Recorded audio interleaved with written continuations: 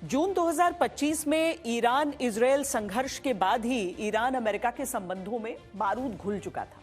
America ने Iran के परमाणु ठिकानों पर बमबारी भी की थी।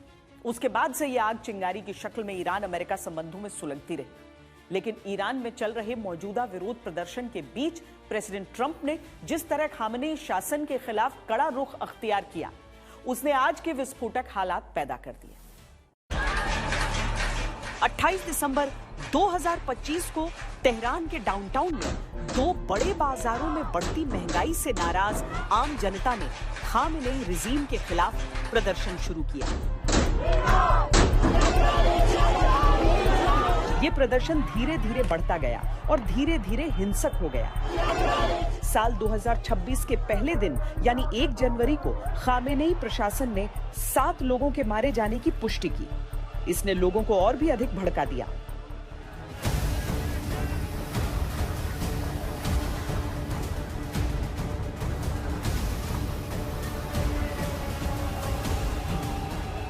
दो जनवरी को ट्रंप ने अपने ट्रुथ सोशल मीडिया प्लेटफॉर्म पर लिखा,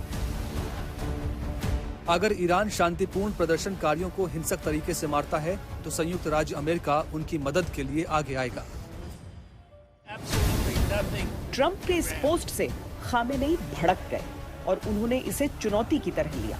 American human rights activist news agency ने एक रिपोर्ट में कहा कि विरोध प्रदर्शन की आग ईरान के 31 में से 22 प्रांतों के 100 से अधिक स्थानों पर फैल चुकी है। खामेनेई ने विरोध प्रदर्शन के नाम पर उपद्रवियों को करारा जवाब देने का आदेश दिया।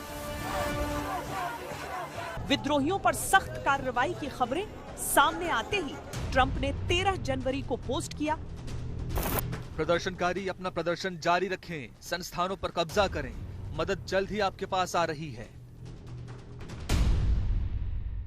इतना ही नहीं, अमेरिका ने ईरान को धमकी दी कि अगर विरोध प्रदर्शनकारियों पर दमन की नीति जारी रही तो अमेरिका सैन्य कार्रवाई करेगा। ईरान ने हमले का जवाब हमले से देने का ऐलान किया।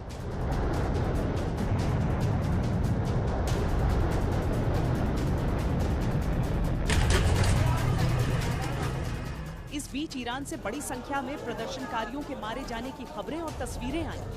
अस्पतालों और सड़कों पर कई शव देखे गए। एक प्रदर्शनकारी इरफान सुल्तानी को ईरान में फांसी की सजा सुनाई गई, जिसको लेकर ट्रंप ने फिर ईरान को अंजाम भुगतने की चेतावनी दी। बाद में ये फांसी टल गई और ट्रंप इसी से खुश होते नजर आए। We've been told that the killing in Iran is stopping, and it's stopped, and it's stopping, and there's no plan for executions or executions. So I've been told that a good authority. We'll find out about it.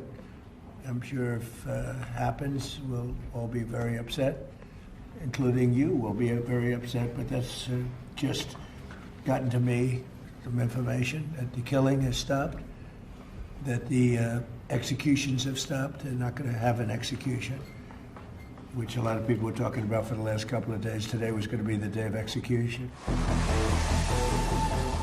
बीतते हर पल के साथ दुनिया के सामने ये सवाल बड़ा होता जा रहा है कि अमेरिका किस पल हमला करेगा। और जिस तरह के संकेत मिल रहे हैं वो यही बता रहे हैं कि हमला कभी भी हो सकता है। अगर ईरान के ऊपर अमेरिका हमला करता है तो वहां पर उस क्षेत्र में बहुत और ज़्यादा अस्थिरता फैल जाएगी। हमने देखा है जो वहां पर वैसे ही बहुत अस्थिरता रहती है इजराइल पैलेस्टीन इशू को लेकर। कितनी बारी वहां पर प्रोटेस्ट हुए हैं, डेमोन्स्ट्रेशन हुए हैं। ईरान एक बहुत बड़ा देश है। ईरान करीब उसकी जो क्षेत्रफल अगर देखा जाए तो भारत के क्षेत्रफल से आधा है। उसकी आबादी भी 90 मिलियन से ज़्यादा है। और अगर वहाँ के वेस्ट एशिया के 10 देशों को मिला लिया जाए तब भी उनकी आबादी इतनी नहीं हो पाएगी। तो वहाँ पर अगर हमला होता है तो बहुत मुश्किल हो जाएगी वहाँ पर।